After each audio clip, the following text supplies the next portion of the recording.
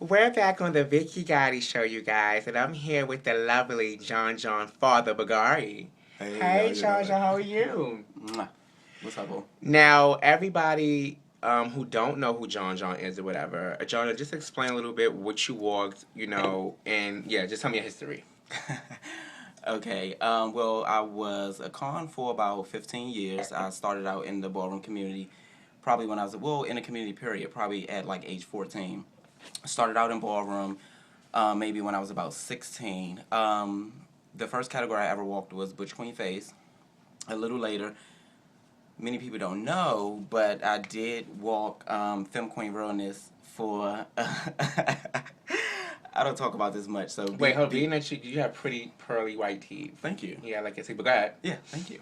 So yeah, I started out walking Butch Queen Face, then I started walking Femme Queen Realness for a while, and then after I stopped the Femme Queen thing, then I just totally just like left ballroom alone for a long time.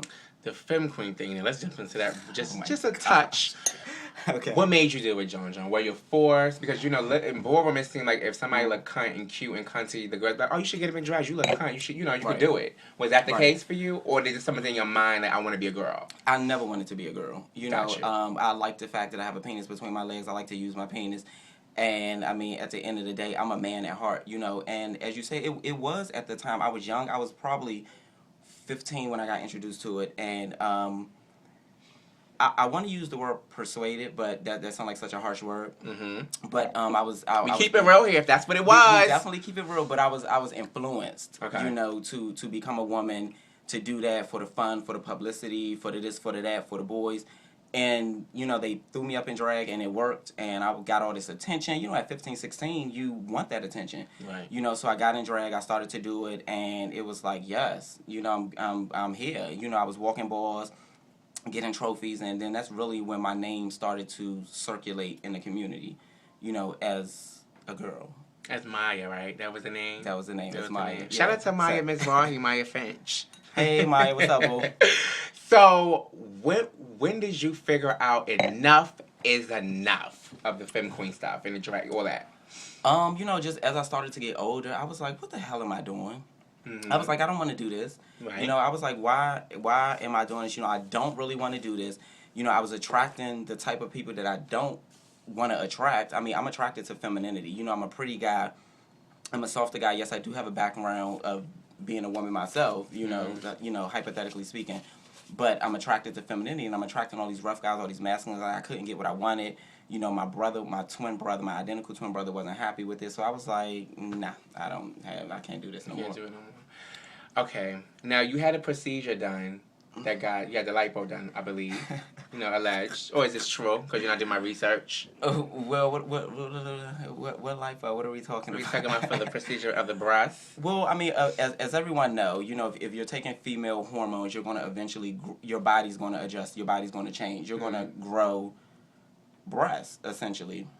So, yes, my chest was larger than what a male's chest should be.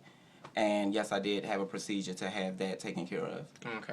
Yep. Was it a painful procedure? It wasn't painful going through it because you're so drugged up. Okay. But afterwards, yes. I mean, I was like fucking purple and blue and green and yellow, and it was a mess. It was a mess. Yeah. Now, do people still judge you, Jon Jon, being prior to your Femme Queen stuff, getting up in drags and all that, jazz? Do they still judge you? I would say no because honestly, a lot of people forgot about it. A lot of people didn't know about it, and it was so long ago that it's kind of like, okay, you were a kid. I mean, I was 15, 16 Right. when I was doing that, and so it was so long ago. I mean, I'm 30 years old now, and time have washed all that away. So I would say no. I mean, people that know me in DC, they still joke, call me by that name, we'll talk shit, whatever. But it was just a phase that I went through that most gays go through. Well, not most gays go through that, but most gays go through different stages and trying to find themselves and develop. And that was one of my stages. Got you. Yeah. What's your relationship with Iyanna? Let's get a little personal now. Everybody shout out to the lovely Iyanna, the doctor. Hi, gorgeous. Christian. They dated, Jon Jon dipping down with the Femme Queens, right? We wasn't going to throw anybody's name out there, but however, I don't kiss and tell, bottom line. Okay. But no, everybody got dated, right? It was a big thing, right? It was a huge thing, but it was so long ago. I think people kind of forgot, and I think she's happy that people kind of forgot. But were you in love with Iyanna? Of course, I still feel a slight in love. You know? Really? Yes, really. Is it like what you mean, like a friend type based or a sexual type thing? Well, it's more of a romantic thing. I mean, you know, you can have a sexual interest, a lustful interest, a romantic interest, a friendship thing, a kind of family thing. I look at her like family. You know, she definitely is one that stole my heart. You know, as they say, the one that got away. Yeah. That's so sweet. Yeah. So. Shout out to Iyanna. But yes, I do date girls, and I've dated trans men, trans women. Oh my God, I did too. Women, men. I mean, I don't see. I see a gender, you know, but as long as someone's loyal to me, we're having a great time. You know, I can perform. You know, and I know it sounds kind of freakish to a lot of people, but it's not that serious. I mean, you know, we're all human beings, and you know, I don't really see what's going on here. You know, people are people underneath it all. Exactly. Yeah. What's your relationship? Shout out to my fish. But what's the situation with you and Miss Stasha? I was saying that you act like her. Oh my God, y'all act just like you're the butch queen Stasha in my eyes. You did say that. Oh, and then Iyanna, not of course, but Iyanna is also the godparents of my kids. Oh, okay. Yeah. We're going to get into your kids in a minute, too, but okay, sorry. Let's talk about you being a butch queen Stasha first. Okay. Stasha, is y'all best friends, a good friend? What's you and Stasha relationship like? Yes, I mean, she's gorge, I'm gorge, you know, so it's like, that's what we do. But no, we're great friends. Me and Stasha, we dated for a short period of time. Wow, I didn't even know that. My sources didn't pump me that. Yes, Stasha and I dated for a short period of time. And you know, she's in Atlanta, I'm in DC. I think that was a big factor for me. You know, that we weren't together, and me and her were so much alike. Both of us are Geminis. We're so much alike, and the chemistry there was just amazing. So we just became really close friends. Yeah, I'll be seeing her this weekend too. We're gonna have fun. Speaking of this weekend, everybody go out to the DC Capitol Awards Ball, I believe, right? And Jon Jon actually sponsoring a category is face, I believe. It's for face. Yes, that's correct. How much is the cash?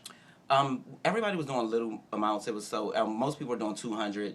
I think the most was like maybe 1,000 for like the grand prize, but everybody that sponsored did between $100 and like 300. Okay. So I did 200 for face. Okay, got you. Yeah. The definition of bvlgari. What's the first thing that comes like how you can become a bvlgari? How can you become a bvlgari? Well, get in touch with me. And what do you look for in the house of bvlgari? You know, we pride ourselves in being tasteful. We pride ourselves in being classy. We pride ourselves in not falling into a lot of the stereotypes. And we're trying to change the way that houses are built. You know, and that's not to knock any houses. I mean, we all have our thing, how we want to run our organization. You know, in the House of bvlgari, we decided to run our organization like with just love and just friendship and kindness and being loyal. You know, we don't get into we don't consider ourselves a ballroom house. You know, we're a house, we're a family. You know, anybody that wants to join the House of bvlgari, of course, can get in touch with me, Jon Jon DC, Father bvlgari on Facebook. Twitter? Twitter, yes, Jon Jon Blue Lotus. Blue Lotus is my company that I own. Okay, we're going to get into that too. Okay. And Instagram, do you have Instagram? I don't have Instagram. I still have a BlackBerry. I can't get Instagram on BlackBerry. Okay, got you. Now, I want to get personal because I want to jump, because being that we talking about your relationships, I want to get into, shout out to you that you're doing a show as well. You booked Elliot. Let's talk about Elliot Milan, darling. Now, you were prancing around. You was in New York City, taking pictures over the subway. I was on Facebook. I was just doing a lot. You were. Okay. What's the story behind it? Elliot is so much fun. The way that we met was crazy. You know, I don't want to put too much out there, but we met in Atlanta. And that was that. It was nothing to it. Then we not rekindled, but we officially kind of spoke on Facebook, and I found out we had mutual friends. So we all just kind of linked up in New York and crashed at his pad, and we just had so much fun. You know, and we did post some pictures on Facebook. I don't think they were intimate. You know what I mean? We were just kind of sitting side by side, you know, close on the subway, and people kind of ran with it. You know, me and Elliot... Was that publicity stunt for both? Absolutely not. Okay. You know, I think that Elliot is very well known. You know, I'm well known. You know, I'm working on a lot of stuff. I don't need, you know, nobody. I don't need to ride nobody's coattail to get popular. Got you. You know, and because a lot of that goes on. Though, oh, absolutely, ballroom. absolutely. Mm-hmm. But you know, one thing that I've come to learn is that, you know, with success, you have to deal with social climbers. As social climbers is what they call it. I hate to use that term, but I mean, you know, everybody has an agenda, and you know, at some point. Speaking of social climber, I did a show, and you actually hit me up about that show, I saw that and show. You had your opinion on it. Mm-hmm. For people, because I got it in my inbox. Jon Jon said a lot to me about that. Mm-hmm. Jon Jon, can you just talk about the social climber? What's your whole intake about that? You know, I don't remember what we discussed exactly, but you know, just my thoughts on social climbing. I think that everybody at some point social climbs. I mean, I don't care. I don't think I ever social climb. Well, listen, okay. Well, see, we're using the word social climb, and I think that's what's making it sound so naughty or sound so bad. No, but I would keep it rough. I needed somebody to jump on. I mean, I think I network. Yeah, I don't think that's social climb. Okay. Case in point. Okay. Network can be considered social climbing as well. You know, think so? I do think so, okay. And because we network to get in touch with people that can move us in different directions, and social climbing does the same thing. Social climbing, they cling to these people that are popular in the ballroom community, or they cling to people, period, and these people get them popular. That's their agenda. Their agenda is to get popular, to get known, for people to know who they are.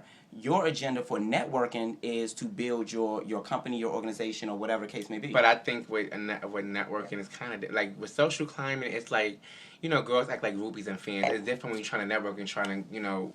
You don't put on a smile, and you don't put on a jolly. I mean, you don't have to do. You don't have to. I don't think you have to do the extra. To, you know what I'm saying? If you got it, you just got it. You don't have to put on. I don't have to kiss the person as, you know. Right. Absolutely.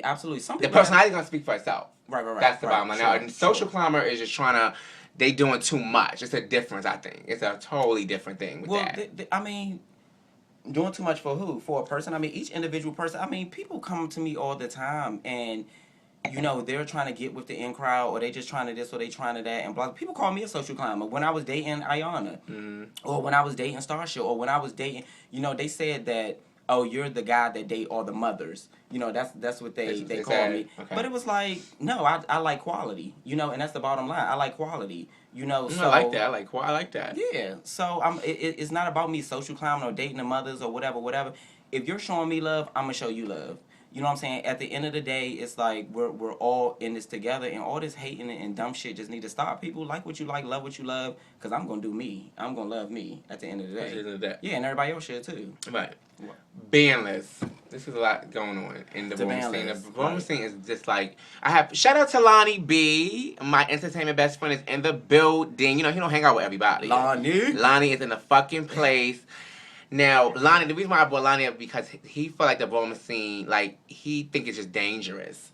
It's the whole, we discussed how it is just the drama. North Carolina and all that stuff that goes on. Oh, yes. Well, I wanted to ask you, sure. How do you feel about the whole ban list, and do you think it will stop the violence? The ban list would definitely not stop the violence. I mean, if the police and the army... It's the same thing. Yeah, it won't stop the violence. But it will make people feel safer, you know, and I think that, you know, ballroom started, it was all of, everybody was coming out to have a good time, to have fun, to be a community, to be one. We got enough hating and fighting that we do just out in the world, you know, so people should be able to come to a ball and enjoy themselves and have fun. So I think a ban list will at least do that. A lot of people don't even walk balls because they're scared. True. They don't walk balls because they're scared. They don't walk balls because they think it's going to be shade. They don't walk balls because they don't want to upset anybody, you know, and that's foolish, you know what I'm saying? And it's crazy. And if things continue the way that it's going, ballroom is going to be extinct. It's not going to be around anymore. I was about to ask you that because some people and some people are saying it now, Jon Jon, that the ballroom is dead. Do you think it's dead yet, or possibly it could be dead, or it's not dead yet because we get new people that come every year. Mm-hmm. You know, we get new superstars that come through that keep the flame burning. Mm-hmm. You know, and so I don't necessarily see it being dead. And there's a lot of people that need that validation. You know, and I'm not using validation as a negative thing, but you know, a lot of people, they come from broken homes. They come from just no families. You know, they don't have friends. You know, they don't have money. They're living any type of way, so they want to feel that admiration. So you're going to get that every year. So ballroom is going to continue to go and grow, but it's just going to become shit. You know, I mean, I started walking, you know, back in the mid '90s. And, you know, that's what I know, and that's what I remember. And they said it was dead and dumb then, but I thought it was the best thing, you know, ever. Mm-hmm. But I do see the change, you know, and it's definitely not what it is. And I mean, even with these big cash prizes and everything. I mean, that's just put so much extra stress. I would love to ask you, how do you feel about when the categories for 10,000? Do you think that caused the most drama? That caused with the world period. I mean, money fucks up the world. I think so of too. course it's gonna fuck up a little small community. Of course. So I mean, I think that it creates a lot of more tension and a lot more anxiety, a lot more just violence. Yeah, hell yeah, of course. Yeah. I mean, because people invest $3,000-$4,000 to win 10,000, and if they feel it's shade or if they feel they didn't get voted right, oh, you're gonna go off. Right. You're gonna go off about your money. Right. Yeah, so definitely. Now you work face, Jon Jon. Who are some of your face favorites? Give me your top 3. Are we talking females? We're males, gonna talk males queens? first. Butch Queens. Okay. Let's talk about Butch Queens. Shout out to Javante Mugler. Rest in peace, my brother. Rest in peace. Yes. Definitely. Ryu was always one of my favorites. Aphrodite. Yeah, he was what always one of happened my to favorites. her? I don't know. I just haven't seen him around. We don't know each other. Okay. We were never friends, Okay. but I used to see him and I loved his look. I really did. Shout out to Ryu And, if you're gonna watch. Yeah. And who else? There's a kid in California. I can't remember. I mean, I have a few. There's a kid in California. I can't remember his name or what house he's in. I'm sure he's probably a garçon. And of course, Whitney. Whitney, I've been watching Whitney, forever since I first came out. That's the epitome. Yeah. That's just the epitome of beautiful. Yes, of beautiful, course. beautiful. No denying Whitney. Yeah, it's no denying. Definitely. Okay, let's talk about femme queens. What's your top 3 femme queens? Iyanna, Christian, of course. Mm-hmm. She's always been one of my favorite. Stasha, of course, love her, and probably Temperance. Okay. Now, Jon Oh, Jon. and Barbie. Barbie Miss Rahi. Yeah, you got to give it to You gotta Barbie. give it to Barbie, Yeah, okay. she's another one. Yeah. Now, people wanna know. Mhm. We talked about your light bulb first, but now we want to talk about anything else physical that you got done, plastic surgery, because I got that. Everybody want to know: is it done? You have your lips done, you have your cheeks done, you have your nose done, do you have your butt done, do you have pec implants? What's going on with Jon Jon? Let's talk about the surge.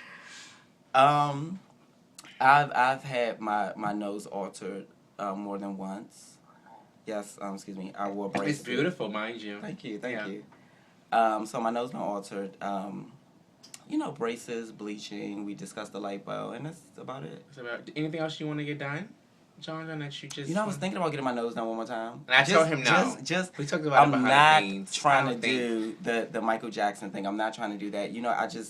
When you go for something and you just don't get it and you invest so much time and money into it, you just want it to be perfect. Are you obsessed with plastic surgery? I'm not. Are you sure? I'm positive. I mean, if I was, there would be so much more that I would get done. Okay. I have the money. Not to sound like that, but I mean, say it. Well, not to to on. You worked hard. You went to school. You got your nice job. You got the money. Definitely. Why not? I have money to do anything I need to do with myself. So, if that was the case, I would look like Big Ange. So, but shout out to Big Ange. Yeah, I love her, but she overdid it. She overdid it. We know she overdid it. Okay. But yeah, so no, I don't think I'm obsessed, but it's just like when you have this vision for yourself, you want it. You want it. Yeah, hell okay, yeah. And then I'm getting older, you gotta preserve yourself. Okay, I want to talk about this topic real quick. I did this topic on the Red and Rouge show. Okay. The Red and Rouge show was me and Lonnie Show that we did together, and he did it on his show. But I want to, because I just knew I was right, so I want to ask you: is people born gay?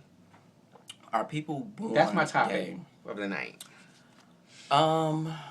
Definitely people are born gay. Really? Yeah. Mm-hmm. People.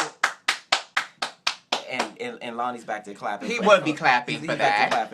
But yeah, people are definitely born gay. I mean, Why? You dispute that? I don't think you're born gay, huh?